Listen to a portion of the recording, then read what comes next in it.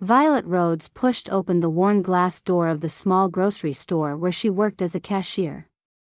The familiar scent of fresh produce and cleaning spray greeted her, along with the hum of an aging fluorescent light. She forced a smile at the few customers waiting to check out, grateful for their polite nods in return. Life was simple, punctuated by early shifts and tight budgets, but she found comfort in routine. Today was different. Years of thrift and sacrifice had distilled into this single moment, a day at Serenity Springs, the city's most exclusive luxury spa. Violet clutched the worn tote bag containing her carefully laced shoes and a modest cream-colored dress she had found at a thrift shop. It was not much, but it was her best. She had saved for months after her doctor gently urged her to prioritize self-care. Her birthday marked a quiet milestone, 30 years, a fresh chance to breathe. As she stepped through the spa's grand entrance, the polished marble floors gleamed beneath the soft glow of crystal chandeliers. The scent of lavender and eucalyptus wafted in the air, mingling with the faint notes of a piano playing somewhere inside. Guests lounged in plush chairs, their laughter soft, their manners perfect. Violet's thrifted dress, simple tote, and uncertain smile felt starkly out of place. At the check-in desk, she struggled with the word, hydrotherapy, her voice stumbling into hydrotherapy. The receptionist, Carla, arching a perfectly manicured eyebrow, responded coldly, "We don't allow people dressed like that here. You clearly don't belong in Serenity Springs." Laughter rippled from a nearby table. Violet's heart sank. Her dream, fragile as glass, shattered before her eyes. She felt small, judged, and unwanted. Violet felt the hot sting of embarrassment flushing her cheeks as the laughter around the lobby spilled over from a nearby table. She stood frozen for a moment, the lofty elegance of the spa contrasting painfully with the sudden chasm of shame threatening to swallow her whole.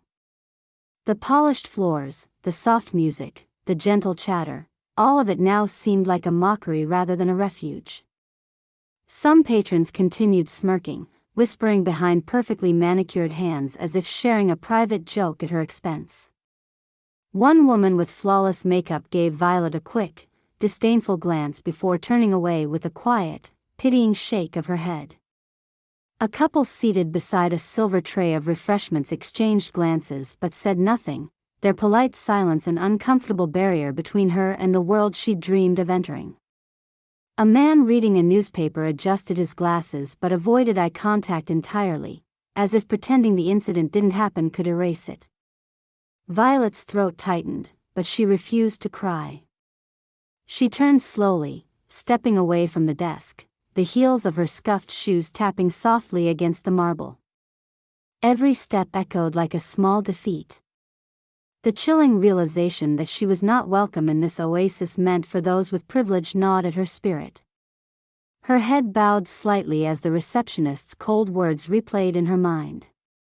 "You don't belong here." Outside, the air felt harsh against the flush of her skin. Violet stumbled toward a bench shaded beneath a gnarled oak tree in the small park that bordered the street. The contrast between the soft coolness of the spa and the raw midday sun was stark.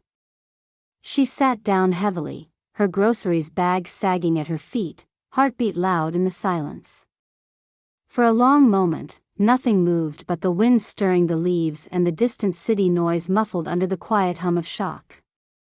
Violet let her mind drift, memories bubbling up unbidden, allowing herself no shelter from the ache. She remembered the years of early morning shifts at the grocery store, the tired eyes greeting dawn behind the cash register, trading hours for pennies.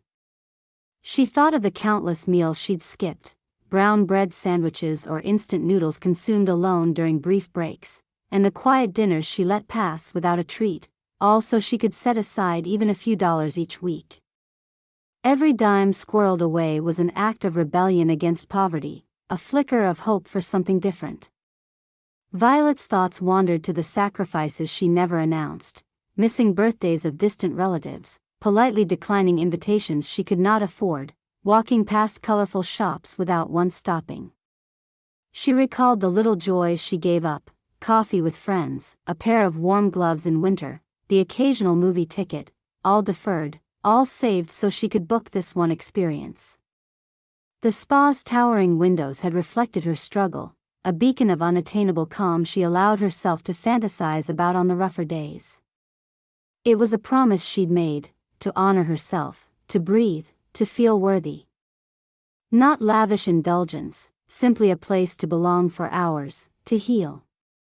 She thought of her doctor's words, spoken softly during a recent visit when Violet had confessed growing numb from exhaustion: "You deserve care. It's not just a luxury, it's necessary." Violet had clung to that advice, and Serenity Springs had seemed the perfect place to begin. The color of the brochures, the kind reviews about the hydrotherapy and reflexology, the promise of renewal, it all felt tangible then. But most of all, her mind returned to Sarah, the lifelong friend lost to illness 2 years prior.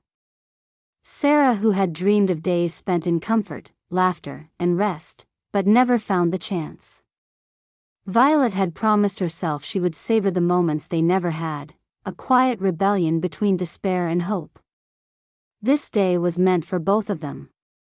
Her breath caught, and she blinked fast, holding back tears born from a brew of sorrow and rage. The cruelty she endured was not just about dress codes or social divides, it was a denial of her very existence and dreams. The cold sting of exclusion ran deeper than embarrassment. It was an assault on her quiet dignity. Violet sat there a long time, feeling small but unbroken. She wished someone had stood with her when Carla's words cut through the room like ice, wished for a sign that the world's grandeur was not reserved for few. But the loneliness pressed in. Around her, the city carried on, a taxi horn, children's laughter from a nearby playground, the distant clatter of a street vendor setting up. Life moved fast and indifferent. A nearby mother called to a toddler chasing a loose balloon past the benches. The innocent joy born of simplicity stung Violet anew, a reminder that happiness could still be found outside places like Serenity Springs. Maybe the richness she sought was not fixed in marble floors or scented oils, but in moments like these, a balance forced from the edges of hardship and light. With a shaking hand, she rubbed her eyes, attempting to wipe away the sorrow and gather resolve.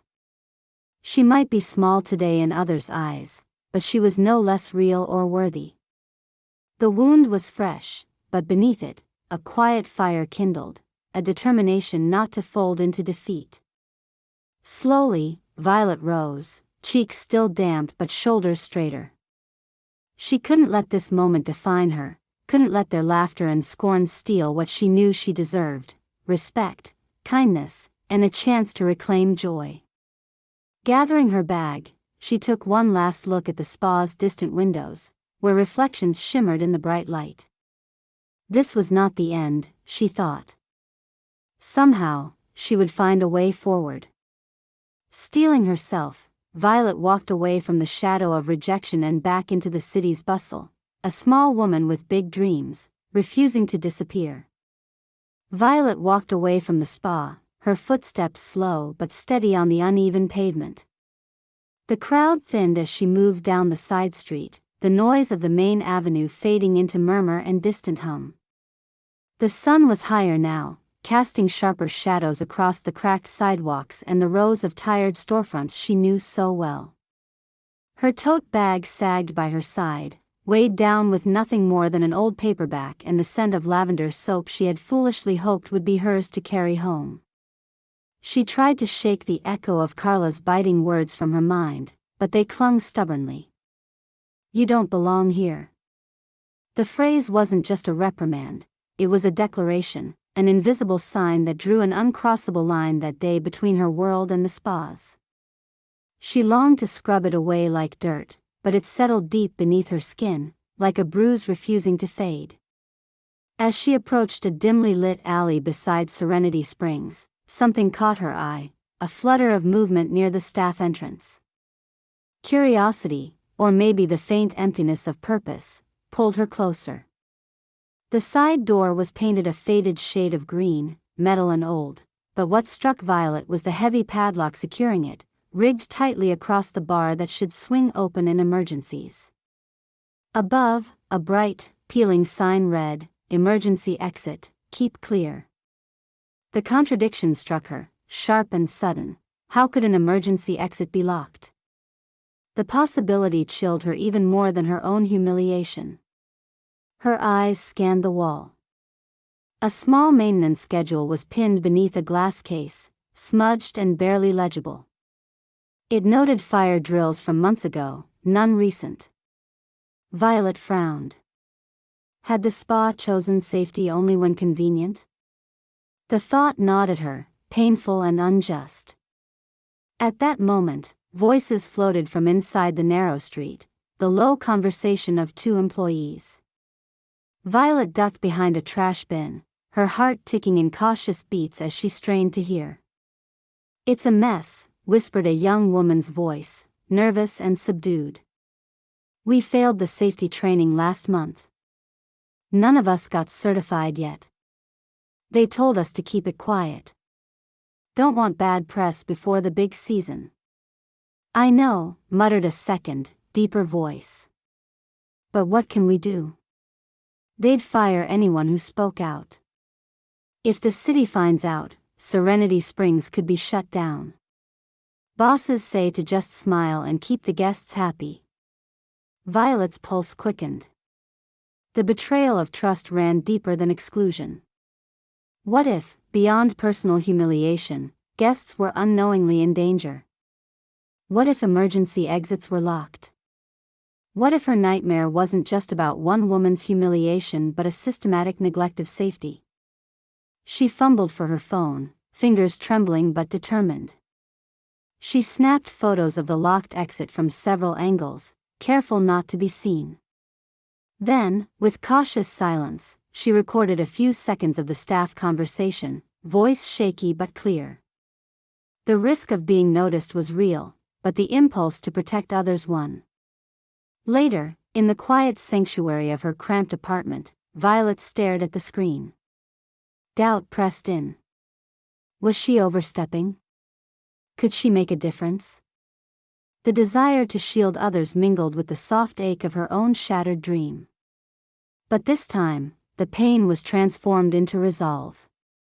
With measured breaths, she composed an email to the consumer protection journalist she'd once read about, a woman who held corporations accountable for their missteps, someone known for shining light on uncomfortable truths.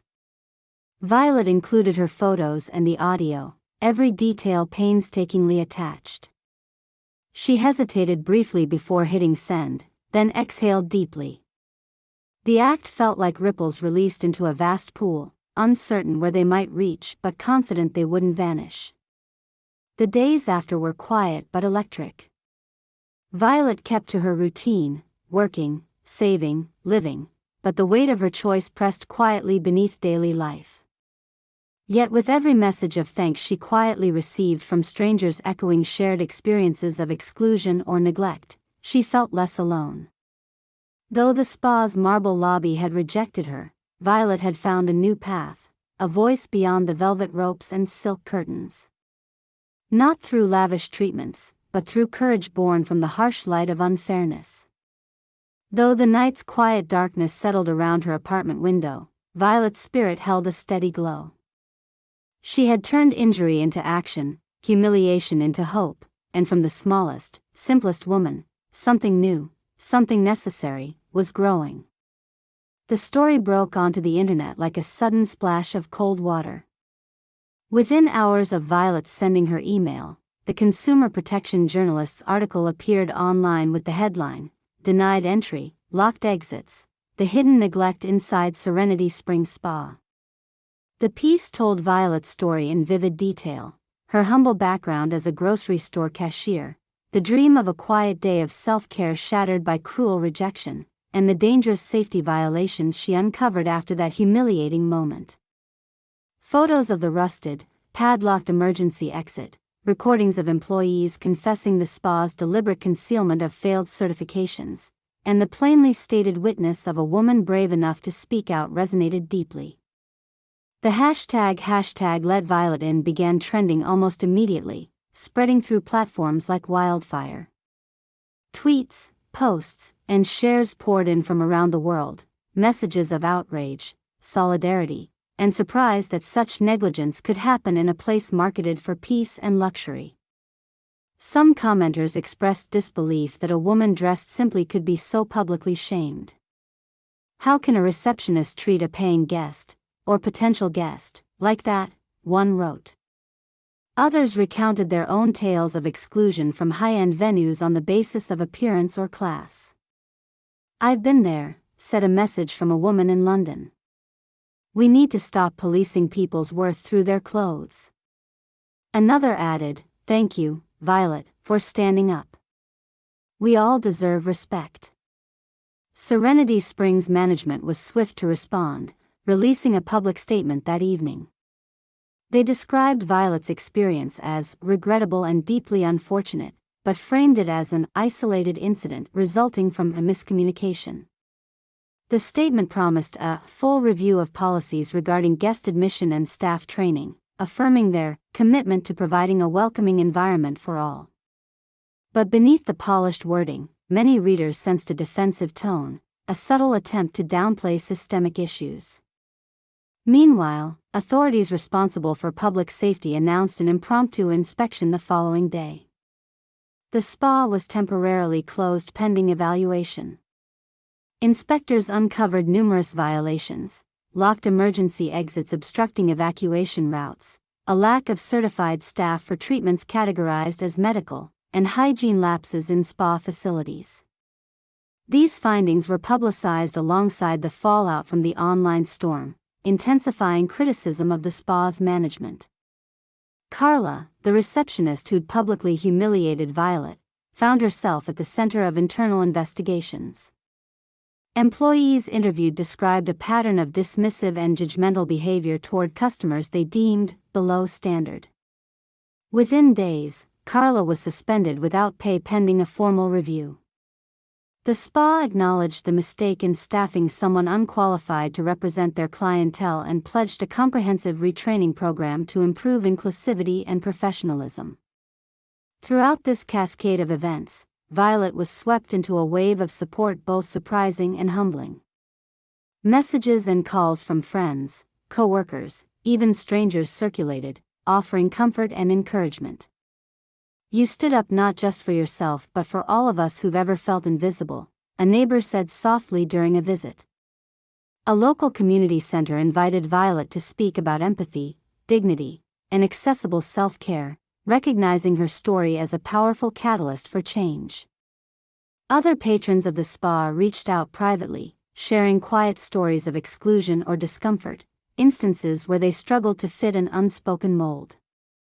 Inspired by Violet's courage, they felt safer to voice their experiences, sparking informal discussions and small groups advocating for greater accessibility and respect in public spaces. The ripple effects extended far beyond one afternoon at a spa. Though none of this erased the sting of the initial rejection, Violet's resolve grew stronger. She had become part of something larger than herself, a movement challenging what it meant to belong and who got to decide. Through discomfort, vulnerability, and action, she had redrawn boundaries. The conversations stirred by Let Violet In urged businesses, officials, and communities to reconsider their definitions of exclusivity and safety. Topics of race, class, appearance, and entitlement came under renewed scrutiny. The very space that had once excluded her now stood as an emblem of transformation, its gilded walls reflecting lessons about humanity, kindness, and equity. As the days passed and media coverage trickled to a close, Serenity Springs began reopening under tighter regulations and heightened awareness. Posters at its entrance announced new policies: free guest accessibility workshops, mandatory diversity and sensitivity training for all employees, and open channels for customer feedback. Management changed hands, signaling a fresh start. For Violet, the aftermath was more than vindication. It was restoration, not just of dignity, but of hope. Standing amid her community's support and the broader groundswell she'd helped ignite, she realized that her simple presence, once dismissed, had become an undeniable force. Although she still preferred quiet afternoons and modest surroundings over glamour, Violet understood that courage could take many shapes, sometimes the kind that changes the world, one act at a time. Though a clerk by trade, a simple woman by appearance, Violet Rhodes had, through the sheer strength of her spirit, transformed a moment of cruel exclusion into a catalyst for broader inclusion and justice. The world had noticed now. And nothing could take that away. Weeks slipped by, folding into the steady rhythm of Violet's life. The grocery store's familiar hum and the predictable beep of scanned barcodes felt grounding after the whirlwind of recent days. She returned to her modest apartment on the city's quieter edge, still dressed in simple thrifted clothes and worn flats, but there was an unmistakable change in her posture. She walked with a quiet strength that didn't demand attention but radiated a calm assurance born from something far deeper than appearance. The daily routine, once weighted with the sting of exclusion, now carried the lightness of having pushed through it. Her co-workers noticed the subtle shift. "You're different," remarked Jana, a fellow cashier who had silently admired Violet for years. "More sure of yourself." Violet smiled but didn't elaborate. Words felt both heavy and insufficient. One afternoon, as the sun dipped towards the horizon casting a warm golden hue across the aisles, Violet's phone buzzed. She paused behind the cash register, fingers trembling slightly as she saw the message. It was from the city's Consumer Affairs Office, a formal note thanking her for her bravery and vigilance in reporting the safety violations at Serenity Springs. Enclosed was an invitation to speak at a local community center event focused on consumer rights and public safety. For a moment, Violet let herself breathe. No longer just the simple grocery store cashier who wasn't allowed entrance to a spa, she was now recognized for her courage, her voice amplified by the thousands who heard and shared her story. Later that week, she accepted the invitation. Standing before a crowd of strangers and friends alike, Violet spoke plainly, her voice steady. She didn't paint herself as a hero, only a woman who chose to speak when she could have turned away. She talked about dignity, the right to safety, and the harm that comes when people are judged by their appearance or income. Her words were met with nods, quiet applause, and the kind of respect money cannot buy. Meanwhile, Serenity Springs had reached out. Their letter expressed sincere regret over the incident, promising further improvements in staff training and community outreach. They invited Violet for a complimentary spa treatment as a gesture of goodwill. She considered the offer thoughtfully but declined. This wasn't about personal favors, it was about lasting change. She wished them well but knew her path now pushed forward. On a quiet afternoon walk, Violet passed the spa's gleaming entrance. New signage announced the updated policies, stronger safety protocols, more inclusive hiring practices, and community access days with discounted or free services. The spa's elegant facade now reflected a subtle transformation, a beginning rather than an end. Violet stopped briefly, absorbing the moment. The marble floors and crystal chandeliers that once felt like symbols of exclusion now spoke to a cautious hope. It was a reminder that change, though slow and often imperfect, was possible. Back home, Violet settled into her favorite armchair with a steaming cup of tea. Outside the window, voices of children playing floated in on the breeze, laughter untarnished by judgment. She let a small smile curl her lips as she reached for her worn paperback, the pages familiar and comforting. In that quiet moment, surrounded by the simplicity she cherished and the strength she had found, Violet felt whole. She had carried no status or wealth, only the courage to stand up, not in grand gestures or dramatic scenes, but in the honest, unassuming way that true bravery often takes shape. And for Violet Rhodes, that was more than enough.